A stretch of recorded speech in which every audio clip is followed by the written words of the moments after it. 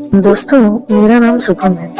मैं बिहार के छोटे से गांव का रहने वाला हूँ, लेकिन पिछले 15 साल से मुंबई में रहकर जॉब करता हूँ। मेरी उम्र इस समय 34 साल है। शादीशुदा हूँ और मेरे बच्चे भी हैं। शादी से पहले मैंने सिर्फ अपने दोस्त की चचेरी बहन के साथ प्यार किया था। उसे भी मेरे दोस्त ने मजे के लिए मनाया था। वैसे मैं शर्मिला बहुत हूँ, इसलिए लड़कियों से बात करने में मुझे शर्म बहुत आती थी, क्योंकि मेरा मन बहुत करता था और मैं कुछ बोल नहीं सकता। हालांकि बता दूं कि मेरी दिलचस्पी शुरू से ही लड़कियों से ज्यादा भाभी में रही। ये उस समय की बात है जब मैं मुंबई में किराए के मकान में रहता पूरे परिवार के साथ। मगर बीच में मेरे हालात कुछ ज्यादा बिगड़ गए। मेरी माँ की तबीयत बहुत खराब हो गई, लेकिन जिस फ्लैट में मैं रहता था वहाँ नीचे के फ्लोर पे एक भाई साहब परिवार के साथ रहते थे। वैसे बता दूं कि मेरे रिश्तेदारी से लेकर घर तक जितनी भी मेरी भाभियां हैं, सबसे मेरी अच्छी बैठती है। हालांकि अपने बारे में मैं इतना जरूर बोलना चाहूंगा कि मैं शर्मिला के साथ साथ बेहद भरोसा वाला और ईमानदार व्यक्ति हूँ। इसलिए कभी किसी भाभी के साथ जबरन नहीं किया, वरना सब निपट चुकी होती। मैंने बहुत ही मजेदार पल बिताए थे। तो जैसा बताया कि नीचे वाले भाई साहब जो भाभी और अपनी 2 बेटियों के साथ रहती, उनसे कभी कभार हाय हेलो हो जाती। फिर जब मुझे वहाँ रहती 6 महीने से ज्यादा होने लगा, तो धीरे धीरे हाय हेलो से आगे बढ़कर हंसी मजाक होने लगा था।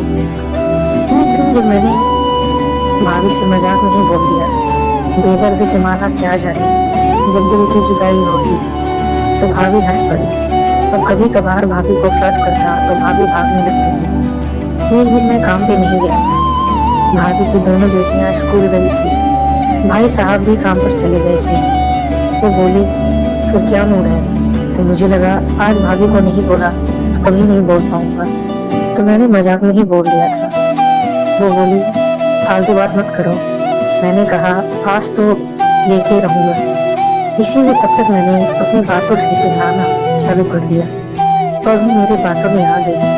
लगभग मेरे हर मजाक में हंस रही थी। मजे तो लेना वह भी चाहती थी, मगर दिखावे का विरोध करती रही। आपको मैं बता दूं, जिस मकान में मैं रहता था, जो पूरा फ्लैट मेरे फूफा का था और भाभी किराएदार थी, लेकिन मेरे फूफा बुआ वहाँ नहीं रहते थे। भाभी बोली, छोड़ो नहीं तो तुम्हारे फूफा को बता दूंगी, लेकिन मैं अपने काम पर लगा रहा और इतना जानता था भाभी मुझे डराने के लिए ऐसा बोल रही।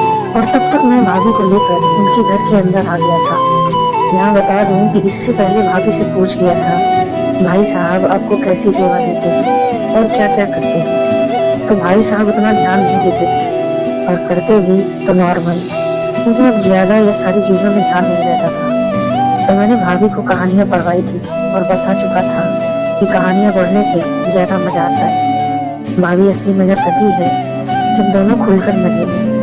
हालांकि अंदर में आने के बाद भाभी का विरोध 9 के बराबर हुआ था।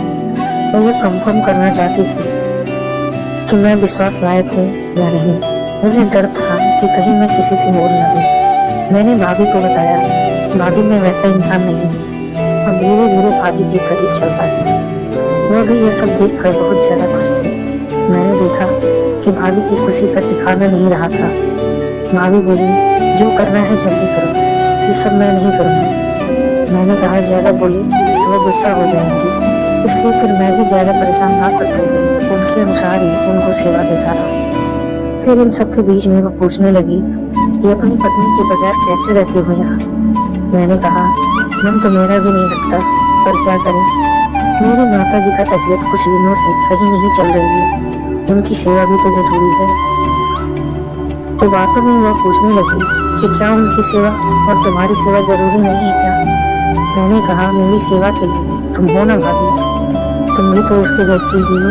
बल्कि उसका मन रखने के लिए मैं थोड़ा और तारीफ कर दिया तो वह और खुश हो गई। मैंने कहा, तुम तो मेरी पत्नी से भी ज्यादा खूबसूरत हो। वह तो रोज की दाल बराबर हो गई थी, इसलिए आप मुझे मसाला जैसी लगती है। वह और ज्यादा खुश हो गई और मुझसे ज्यादा मेहनत करवाने लगी। हम दोनों बातें कर रहे थे और हमारा कार्यक्रम चल रहा था। ऐसा नहीं है कि हम बातें करने के लिए कार्यक्रम रोक दें। कार्यक्रम चलता रहा और बातचीत भी जारी रही। इस बीच में वो कहने लगी कि सच में तुम ना होते शुभम तो मैं जीवन के इस अद्भुत सुख से वंचित रह जाती थी। एक तुम ही हो जिससे मैं अपने दिल की हर एक बात कर पाती हूँ, वरना तो इन्हें काम से फुर्सत ही नहीं। कभी ये नहीं कहते कि प्यार के दो लफ्ज कर लिया जाए, उन्हें तो सिर्फ अपने काम से मतलब रहता है। सुबह गए, शाम को आए, रात को खाकर यूं ही सो जाते हैं जैसे कि कुछ है ही नहीं। कभी मन किया तो अपने मन से कर लिए, लेकिन कभी मेरे मन से पूछ कर भी नहीं देखी। मेरा मन तो अभी भी दहाड़ने को करता है, लेकिन क्या करूं, उनको सामने देखकर तो मेरा सब कुछ शांत हो जाता है। एक तुम ही हो जिसे देखकर अब मेरे अरमान जगे हैं और सब कुछ पूरा हो रहा है। भाभी के मुंह से सुनकर तो मैं और ज्यादा खुश हो गया और ज्यादा मेहनत करने लगा, और करते करते हमारा काम खत्म हो गया और मेहनत होने लगा। लगभग 3 घंटे में हमारा पूरा कार्यक्रम खत्म हो गया। इसके बाद मैं घर में आकर बहुत हल्का हल्का सा महसूस कर रहा था कि कितने महीने से बहुत भारी भारी सा लग रहा था। आज सब कुछ हल्का हो गया था। सच में भाभी ना होती इतना अद्भुत दिन देखने को नहीं मिलता था, वरना मैं तो शर्मा शर्मा कर रह जाता हूँ। सच में अब उनकी वजह से मैं भी बहुत खुश हूँ। काम से जब मेरा मन नहीं करता तब मैं जाकर मेहनत कर सकता हूँ। दोस्तों, अगर आपको कहानी पसंद आई तो वीडियो को लाइक करें, चैनल को सब्सक्राइब करना ना भूलें।